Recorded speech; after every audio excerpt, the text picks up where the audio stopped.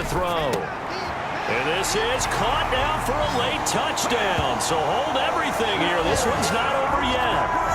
Okay, game on. Don't go anywhere yet. You got a one-score game now. Probably going to rely on the onside kick coming up. Yeah, they have to. It's not a high-percentage play, but it's better than not having a chance at all. And that's when you put your leapers and your flyers on one side, get that high hop, and hope that one of the guys can come up with it. And on the other side, get that hands team ready. No doubt about it. And the Broncos are able to recover, and that should just about wrap this one up. That fourth quarter, they felt like they needed the football back. Unfortunately, they couldn't get it. And I know we brought analytics into the game, and someone has said here that the data says that when a team's expecting an onside kick, 80% of the time, the team expecting it, they do actually recover the ball, which is what we saw here. I just wonder if that number is much more of a anecdotal type of a number. Kind of like when the coaches tell us, well, when you score on special teams, 93% of the time you win the game. I'm still waiting to see that number is empirical. They've gone final now in our nation's capital. And it's Washington coming away victorious there. Dwayne Haskins, a touchdown pass to help lead the way. Things just got interesting. They tried for the long field goal there to salt this one away. They don't get it, and now a little time for the other guys to mount a late drive. Well, they thought their kicker would put it through the post and finish this one off. I'm sure they discussed Pooch.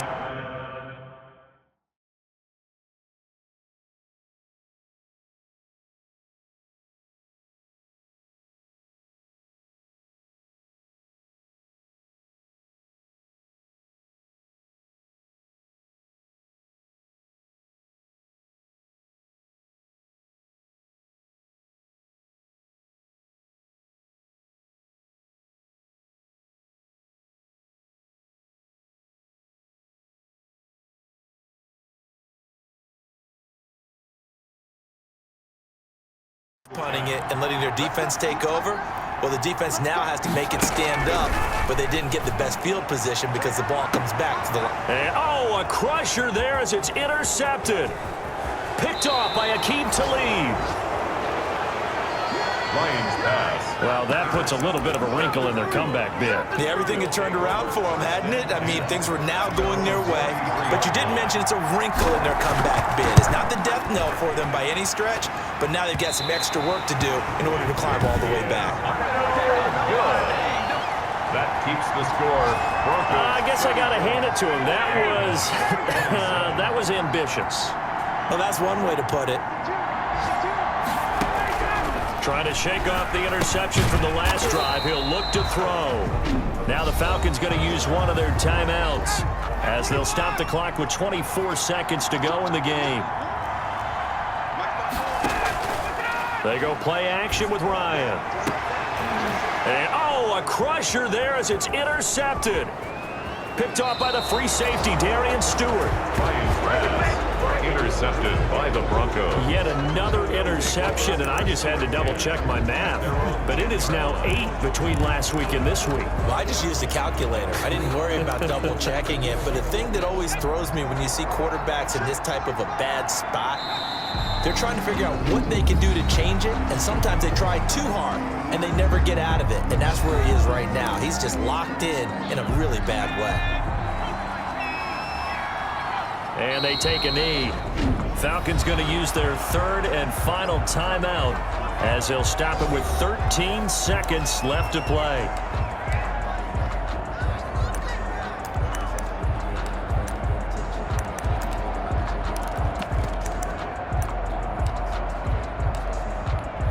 And now this is either a fake or their coach is delusional or both here.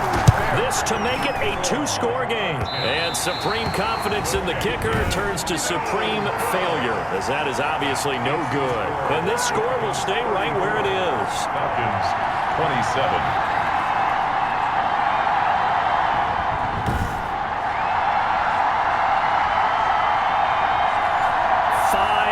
Missed field goals, just a disastrous performance. And he won't get another chance, I can't imagine. Partner, he may want to get the resume ready, too. Yeah, maybe time to dust it off. And this ball is caught. It's a touchdown. And now in the final seconds, they're a PAT away from likely getting this thing to overtime. Obviously, the excitement level here is almost at fever pitch. Down one. It's tempting to go for two. I say you go ahead and kick the extra point. You got the home crowd carried into overtime. I'm with you. I do see some fans, though, holding up 2 fingers. Easy now. Yeah, but they're not the ones who have to actually make that call, are they? Don't forget the extra point. It's up and good, and we may very well be headed to overtime. So here comes the kickoff now, all even here in this fourth quarter. He stiff arms him, and he brings us out past the 20 to the 24. First and 10 at their own 24-yard line.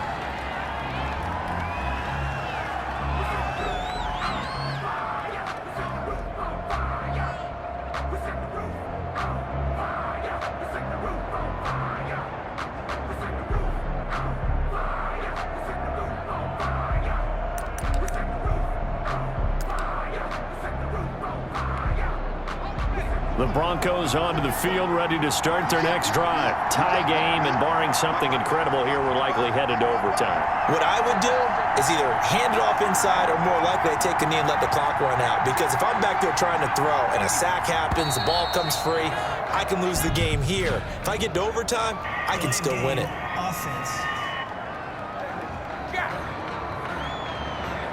So that'll back him up 5. Still first down. Now they need 15 yards on this series after the delay of game. 1st and 15.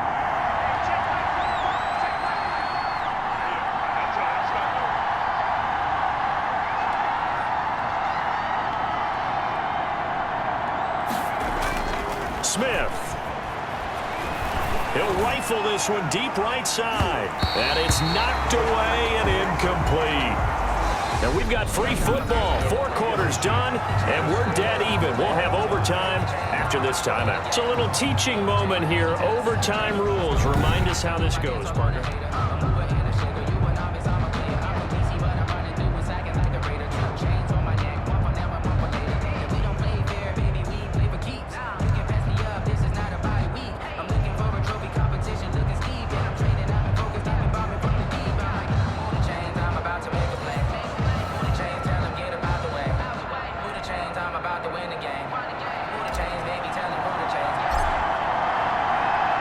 So we're right back where we started, all even as the kick's away.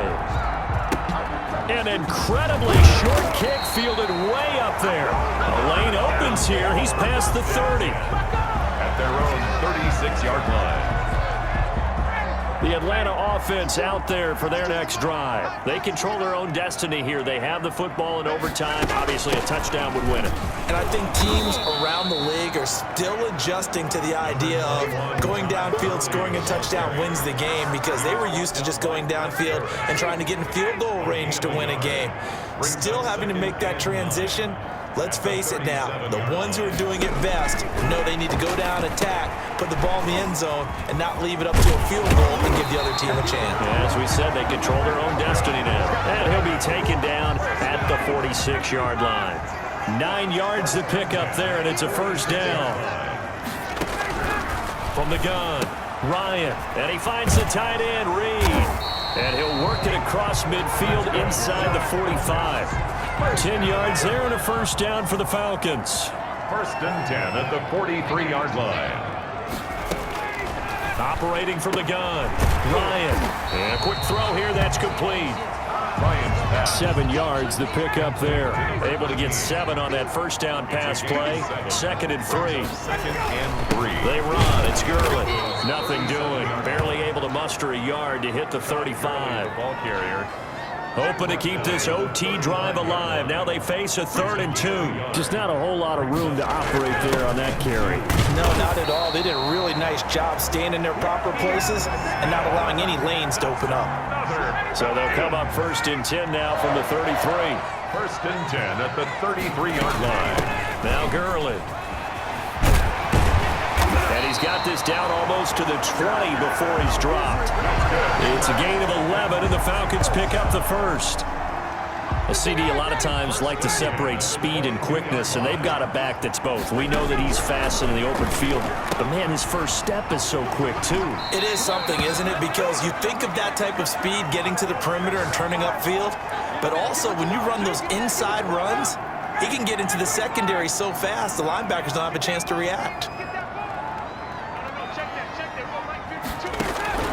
Throwing now, Ryan on first down. And the result here, a pickup of 8. Leaves him with 2 to go on second down. 8 yards. A good pickup there. 8 yards on the first down completion. From the 4, it's second and a couple. Back to the ground game here. Gurley. And he is going to be stopped cold behind the line of scrimmage. He was brought down. But they're certainly not neglecting their run duties as well as they ate up the blockers in front and allowed the secondary to get home.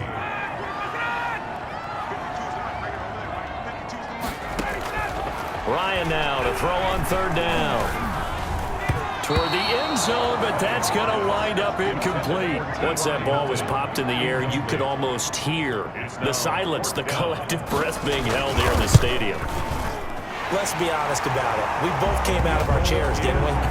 Anytime you see the ball in the air like that, there is that collective rise, the crowd holding its breath, and boy, oh boy, the moment of truth as it comes down. Man, that was something. Everything magnified here in overtime. And they'll start this drive just across the 30. Pretty nice work on the return. At their own 31-yard line. Now the Broncos offense, they get set to head back onto the field. The field goal would push it to sudden death. We just saw the field goal on the other end, but I don't think they are thinking field goal. At least not to start this drive, they're not thinking field goal. Not at all, because your point is well taken. Yeah, kick the field goal, you push it to sudden death, but you're also kicking off and giving the other team the ball with a chance to kick a field goal and beat you. Get the touchdown, finish the game off. That has to be the mindset.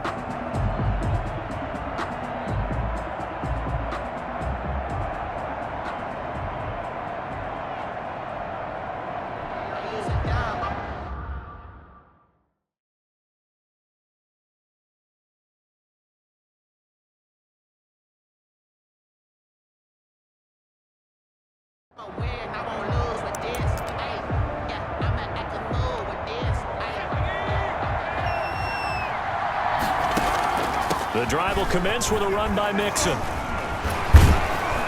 And he's going to get a solid gain of 9 before being brought down. Second and right at a yard. Smith trying to get him to the line quickly with the clock rolling. He completes this to Sutton. Now another timeout called for by the offense. They'll be left with just 1 remaining here at OT. Back-to-back good plays have them on the move on first down. A shotgun snap for Smith. Looking downfield for Chip. And this is taken in at the 5.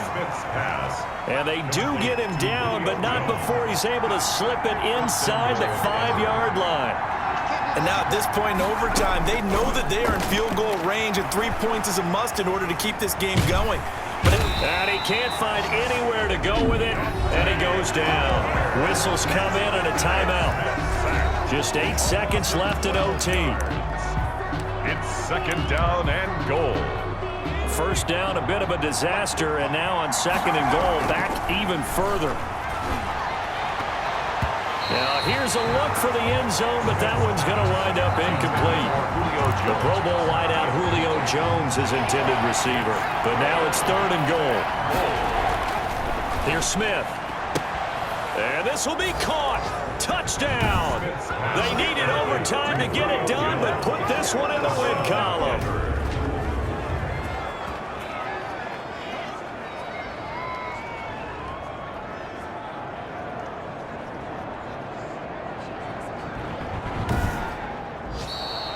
Today's Partner, a great game that we got to see and making it extra special. Not only did I get 4 quarters with you in this one, I got some overtime, a little whipped cream on top. Look at you, trying to make this whole thing palatable. I just want you to pay for my meal later. You really just wanted 4 quarters what you wanted, but how much fun was that? We had that type of a game where we got us to overtime, and then we get the dramatic ending to finish things off as well. What a game.